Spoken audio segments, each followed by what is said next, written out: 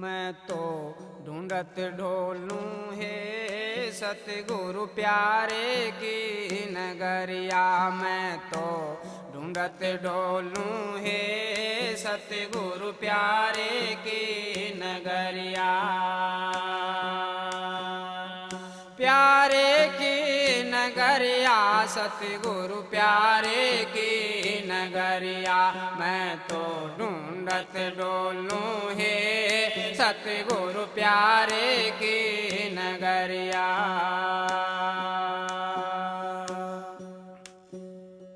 जंगल बस्ती शहर में घूमी, जंगल बस्ती शहर में घूमी, बड़ी बड़ी विपता मन झेली, बड़ी बड़ी विपता मन झेली। पाई नहीं मन प्यारे की डगरिया, पाई नहीं मन प्यारे की डगरिया। मैं तो ढूंढत डोलूं है सतगुरु प्यारे की नगरिया। मैं तो ढूंढत डोलूं है सतगुरु प्यारे की नगरिया। प्यारे की नगरिया सतगुरु प्यारे की नगरिया। मैं तो ढूंढत डोलूं है सतगुरु प्यारे की नगरिया।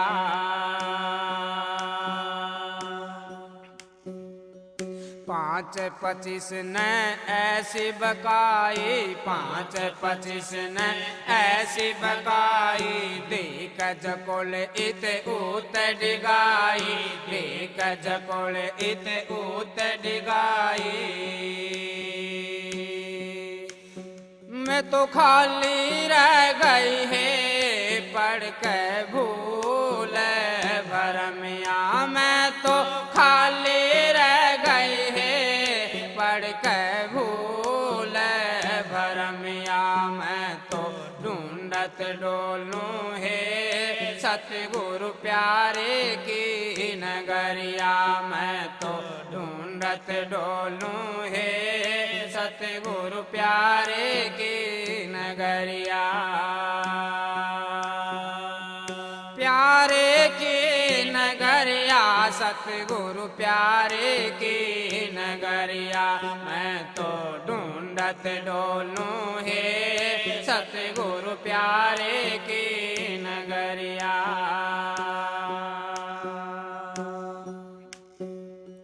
जप तप तीरथ में कुछ नहीं पाया, जप तप तीरथ में कुछ नहीं पाया, बेक टेक न झूठा ठेका ठाया, बेक टेक न झूठा ठेका ठाया। कैसे दिल को रोकूं है नहीं आवे सबरिया, कैसे दिल को रोकूं है नहीं आवे सबरिया। मैं तो ढूंढत डोलूं है सतगुरु प्यारे की नगरिया। मैं तो ढूंढत डोलूं है सतगुरु प्यारे की नगरिया। प्यारे की नगरिया सतगुरु प्यारे की नगरिया।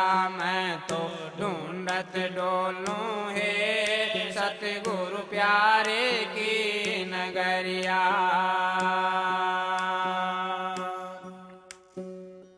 वेद कतेब में पढ़ा पुराना, वेद कतेब में पढ़ा पुराना, पाया नहीं रे कोई चिन्ह ठिकाना, पाया नहीं रे कोई चिन्ह ठिकाना। चारों दिशा दुड़ाई है मैं अपनी नजरिया, चारों दिशा दुड़ाई है मैं अपनी नजरिया। नगरिया मैं तो ढूंढत डोलूं है सतगुरु प्यारे की नगरिया मैं तो ढूंढत डोलूं है सतगुरु प्यारे की नगरिया प्यारे की नगरिया सतगुरु प्यारे की नगरिया मैं तो ढूंढत डोलूं है सतगुरु प्यारे की नगरिया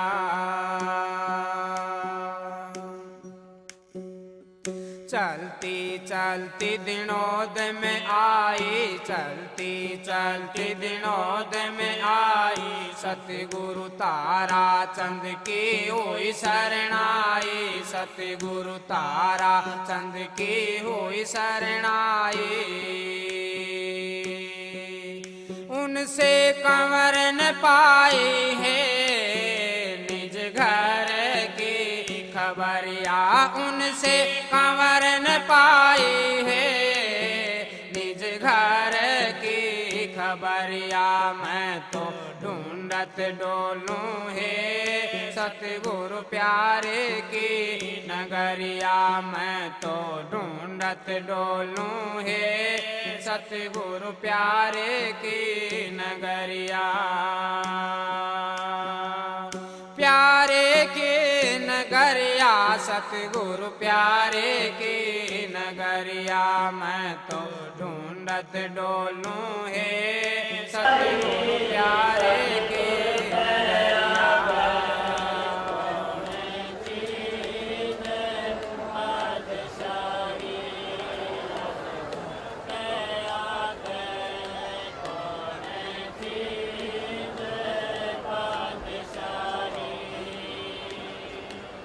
राधा सुन प्यारी साध संगत जियों, बुजुर्गों, माताओं, बहनों, भाइयों, बच्चों, आप सभी सत्संग के लिए, सत्संग लाभ के लिए यहाँ पधारे हैं। जितनी देर सत्संग हो शांति से बैठ के एकाग्रचित होकर सत्संग के वचन सुन के अपने जीवन में उनको उतारने का प्रयास करोगे या उतारोगे तो आपको लाभ मिलेगा और जिंदगी की बाजी हारने की बजाय जीत जाओगे। ये शुभ दिन रक्षाबंधन का त्योहार और हमारे लिए ये दोहरी खुशी का दिन है। नंबर एक, रक्षाबंधन हिंदू समाज में बहुत महत्व रखता है। बल्कि पुराने ज़माने में तो गुरु पूर्णिमा, इसी पूर्णिमा को रक्षाबंधन के ही दिन दोनों त्योहारों को एक मान के मनाते थे।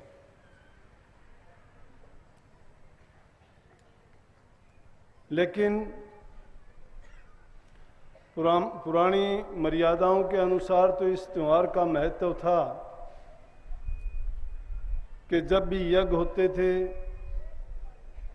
यज्ञ में उपस्थित लोगों को सूत्र बांधते थे, धागा बांधते थे, और उसका मतलब होता था कि यज्ञ में जो लोग उपस्थिति दर्ज करते थे उन्हीं को धागा बनता था। यज्ञ सूत्र के नाम से ये जाना जाता था। बाद में इसका नाम कुछ अंतराल के बाद में रक्षा सूत्र नाम पड़ा और अब इसको रक्षाबंधन के नाम से जानते हैं। पुरानी परंपराओं की बात है, अलग अलग मान्यताएं थी, समय समय के अनुसार बदलती रही हैं। रक्षा का मतलब होता है कि किसी दूसरे की, निर्बल की, असहाय की, जरूरतमंद की वक्त पड़ने पर मदद करना। लेकिन मुख्य रूप से था तो ये सब के लिए, लेकिन भाई बहन का त्योहार इसको इसलिए मान लिया गया ऐसा मैंने सुना है, पढ़ा कहीं नहीं, ना मैं दावा करता हूँ, गलत हो सकता है। जो मैंने सुना वो आपको भी बता दूंगा कि राजा बलि इंद्र का राज चाहता था। उसने बहुत से यज्ञ किए और उन यज्ञों में उसकी एक ही कामना थी कि मुझे इंद्र का राज मिले।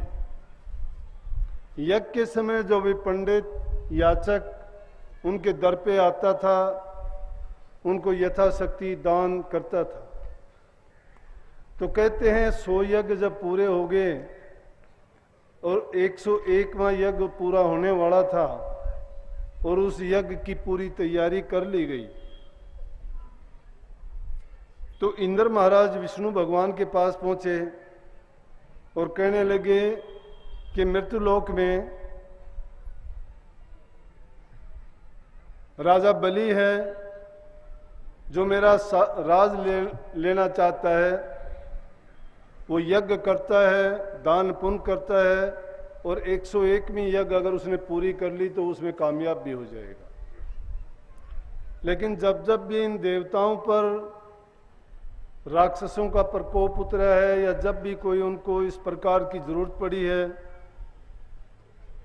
तो उन्होंने विष्णु भगवान को हथियार बनाया है, क्योंकि विष्णु भगवान सब कुछ करने में समर्थ हैं और हर युग में हर समय में उन्होंने ऐसा किया। तो जब जब भी जरूरत पड़ी वो उनके पास याचना की जाके, और इसीलिए ब्रह्म के 10 अवतार लेने पड़े विष्णु जी ने। 4 अवतार तो उन्होंने सतयुग में लिए, मत्स्य कच्छ बराह और नरसिंह भगवान के रूप में। 3 त्रेता युग में लिए, 2 द्वापर युग में लिए और कलयुग में 1 बताते हैं। लेकिन उन्होंने ये अवतार विष्णु भगवान ने ही लिए, ब्रह्म के अवतार थे, राक्षसों का संहार करने के लिए आए। जब जब भी ऐसी जरूरत पड़ी, देवता लोग या जो भी उनके पास अपनी याचना लेके पहुंचे तो उन्होंने उनका काम किया। तो ये भी वैसी बात थी, विष्णु भगवान 52 रूप धारण करके आए और आके थोड़े ही समय में बता देना चाहूँगा कि उन्होंने दान मांगा उनसे, राजा बलि से। राजा बलि कहने लगे बोलो क्या चाहते हो? कहने लगे 3 कदम जमीन दे दे, बस एक कुटिया बना के उसमें रहना चाहता हूँ। राजा बलि हंसे और कहने लगे बस यही चाहता है, ये तो कुछ भी नहीं है, और कुछ मांगो। बोला बस इतना ही बहुत है। लेकिन राजा बलि का गुरु वहाँ बैठा हुआ था, उसने कहा कि राजा बलि तुझे ठगने के लिए आया है और ये विष्णु भगवान का रूप है, छद्म रूप में है, पहचानने की कोशिश कर, इसको कुछ भी देने की जरूरत नहीं है। राजा बलि कहने लगा ये हमारी परंपरा रही है, अतिथि को खाली नहीं जाने देते। हम में हमारी सभ्यता, परंपराओं और मर्यादाओं में ये बात लिखी है कि अतिथि देवो भव, कि अतिथि देवता के तुल्य है। हम दुख कष्ट झेल लेंगे लेकिन अतिथि को किसी प्रकार का कष्ट नहीं होने देंगे। या याचक जब भी कोई आता है, किसी से मांगने के लिए आता है, संतों ने भी उसमें कहा है कि जब भी तुम्हारे पास कोई मांगने के लिए आता है वो ऐसे नहीं आता, जरूरत के लिए आता है, मांगने वाला संग्रह करने के लिए नहीं आता। आज कलयुग की बातें नहीं करता मैं, वैसे भी अगर देखोगे जो भी इंसान किसी से कुछ याचना करने जाता है या उसके पास कुछ लेने के लिए जाता है, वही जाता है जिसको जरूरत होती है या उसको वो चीज कहीं मिलती नहीं है। नहीं तो कबीर जैसे संतों ने तो इसे मांगने के ऊपर इतनी ज्यादा बात कही है। वो कहते हैं कि मांगन मरण समान है, मत कोई मांगो भीख, मांगन से मरना भला रही सतगुरु की सीख। कि किसी से मांगो नहीं जब तक तुम्हारी सामर्थ्य है, तुम्हारे शरीर में इतना बल या ताकत है, जब तक सामर्थ्य है ऐसी कि किसी से मांगने के लिए ना जाओ। लेकिन ऐसी मजबूरी हो भी जाती है, ऐसी मजबूरी हो भी जाती है तो मांगने जाना भी पड़ता है। कहता है ये सतगुरु की पहली शिक्षा है कि किसी के पास मांगने के लिए ना जाओ, कि मांगना मरने के समान है। क्योंकि मांगोगे, किसी का कर्ज लोगे तुम्हारे सिर पर उसका वजन रहेगा संसार में, फिर जन्म मरण में उसका कर्जा अदा करने के लिए आना पड़ेगा। लेकिन आगे क्या कह दिया कि जब मांगने के लिए जाता ही है, वैसे तो सोचा कि साधु संत महात्मा फकीर तपी योगी जो समाज से अलग रहते हैं, परमात्मा के भजन में मगन रहते हैं, और वो अगर खेती वो नहीं करते, कोई काम वो नहीं करते, उनको सिर्फ भक्ति करते हैं या परमात्मा के ध्यान में, उनके सिमरण में, उनके चिंतन में मगन रहते हैं, तो वो भिक्षा लेके आते हैं। वो मांगना कितना है उनके लिए छूट करी उन्होंने कहा कि उधर समान ना टुकड़ा, तन समान ना चीर, ज्यादा संग्रह ना क्रेता का नाम फकीर। कि फकीरी भिक्षा लेने के लिए अगर कोई जाता है तो वो दोषी नहीं है, उसको इतना ही मांगना चाहिए कि जिस प्रकार ने कबीर साहब ने अपने लिए भी यही प्रभु से याचना की है। गृहस्थ में रहते हुए, गृहस्थ जीवन को भोगते हुए उन्होंने कभी ज्यादा की याचना नहीं की। वो क्या कहा, बल्कि सभी संतों के ऐसे उदाहरण मिलेंगे, वो कहते हैं कि साईं इतना दीजिए जिसमें कुटुंब समा, मैं भी भूखा न रहूं आया न भूखा जा। परमात्मा से ये कहता मुझे संग्रह करने की जरूरत नहीं है, मुझे सिर्फ इतना ही दे दे परमात्मा, उससे मेरा काम चल जाए कि मेरा उदर पूर्ति हो जाए। और अगर कोई अतिथि भी आ जाए तो उसको भी मैं 2 रोटी खिला सकूं, ज़्यादा की मुझे ज़रूरत नहीं है। क्योंकि जहाँ संग्रह होती है वहाँ समझो कि आदमी लालच में डूबना शुरू हो जाता है। फिर आदमी की प्यास उस चीज़ को लेने की कभी मिटती नहीं है, और ज़्यादा बढ़ती चली जाती है, वो तृष्णा का रूप बन जाता है। और जब तृष्णा, वही कामना तृष्णा में जब बदल जाती है तो वो कभी इंसान की नीयत को भरने नहीं देती, बल्कि उसको नीयत के रूप से डबो देती है।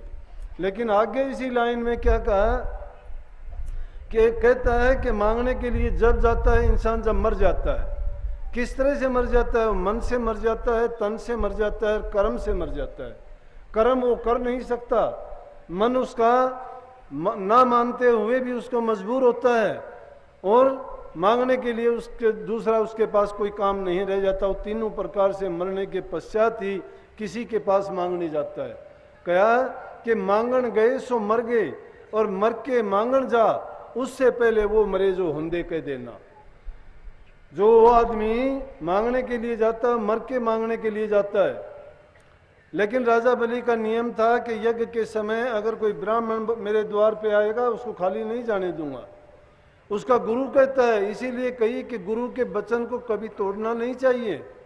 चाहे वो राक्षस योनि में था, चाहे उसका गुरु कैसा भी था, चाहे उसका गुरु उसको एक पुण्य का कर्म करने से मना करता था, लेकिन शिष्य के लिए तो फिर भी भलाई का ही काम था। उसके गुरु ने, शुक्राचार्य नाम था या जो भी था, उन्होंने कहा कि राजा बलि ऐसा ना करिए, तुझे ठगने के लिए आया है, ये विष्णु का अवतार है। तो कहने लगे गुरुजी आपका वचन है, लेकिन ये बात मैं आपकी मान नहीं सकता, क्योंकि नंबर 1 तो याचक मेरे द्वार पे आया है, नंबर 2 याचक भी कौन, वो भी विष्णु भगवान, और तीसरी बात वो भी किस रूप में, एक भिक्षुक के रूप में, भिक्षा के रूप में मांगता है, और वो भी ब्राह्मण का रूप धारण करके। मैं उसको मना नहीं कर सकता, नतीजा चाहे कुछ भी निकले। लेकिन जब उसने उसको दे दिया 3 कदम में झारी पृथ्वी को, आकाश को, और तीसरा कदम रखने के लिए जगह नहीं रही, माप लिया तो कहने लगा कि तीसरा कदम कहाँ रखूं। राजा बलि दानी होने के नाते, दानी लोग कभी परवाह नहीं किया करते, वो अपने तन को, मन को, धन को, सब चीज को न्यौछावर कर देते हैं। और दूसरे दानियों की खबर सुनोगे, कर्ण जैसा दानी था, अपना सब कुछ दान कर दिया था, यहाँ तक कि युद्ध के मैदान में जब कुछ दान करने के लिए नहीं बचा था, और जब भी उसकी परीक्षा लेने के लिए पहुंचे तो उन्होंने अपने दांतों पर जो सोना मंडा हुआ था, एक पत्थर का टुकड़ा उठा के दांत तोड़ के पकड़ा दिए कि ये लो। जिनकी भावना ऐसी होती है, जो दूसरों को सुख देना चाहते हैं, वो अपने सुख की कभी परवाह नहीं किया करते। उनको कितना भी कष्ट आए उसको वो कभी तवज्जो नहीं देते हैं। उनका काम जब परोपकार का है, दूसरे के भलाई का काम जो सीख जाते हैं, उनको उससे आत्मिक शांति मिलती है।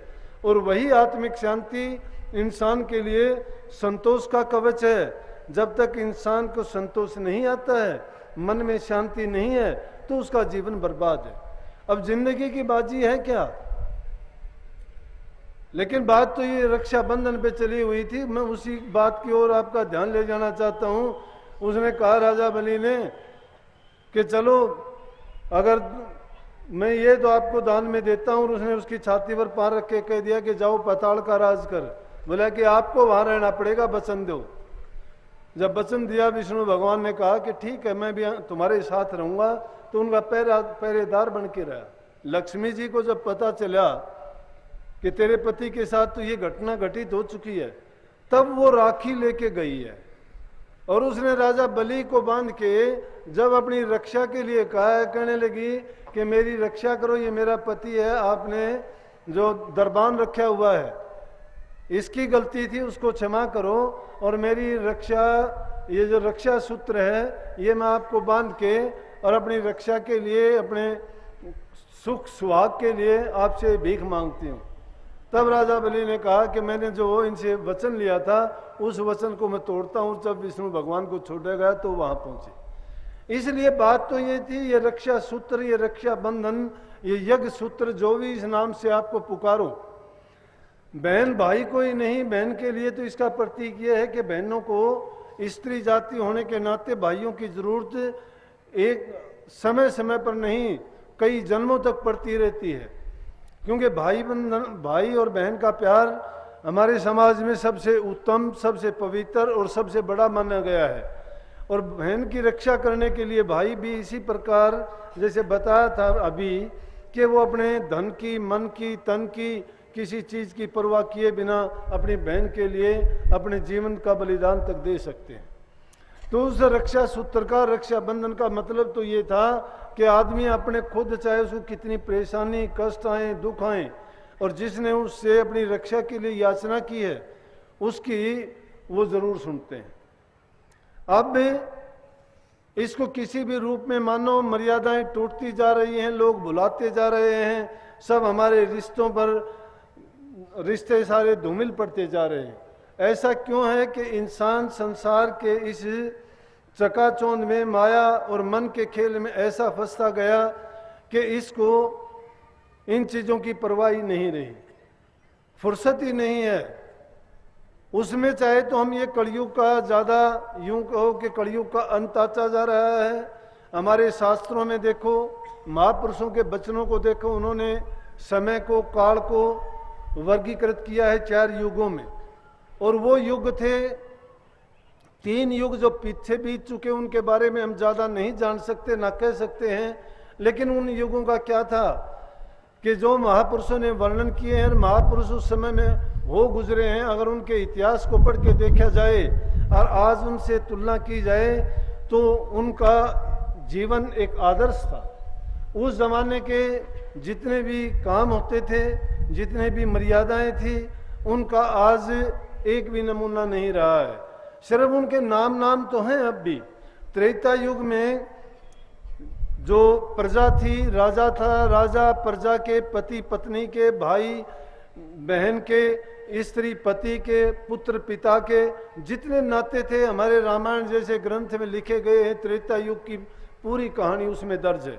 एक रामायण ग्रंथ को अगर हम पढ़ लेते हैं तो उन सब मर्यादाओं का पता लगता है कि भाई भाई की क्या मदद कर सकता है, भाई भाई के लिए क्या त्याग कर सकता है। क्या आज इस कलयुग में हम उसकी तुलना करके देखें तो आज तो अखबारों में, टेलीविजन में और आम समाज में जब देखते हैं तो भाई भाई का दुश्मन है, बाप बेटे का दुश्मन है, बेटा बाप का दुश्मन है।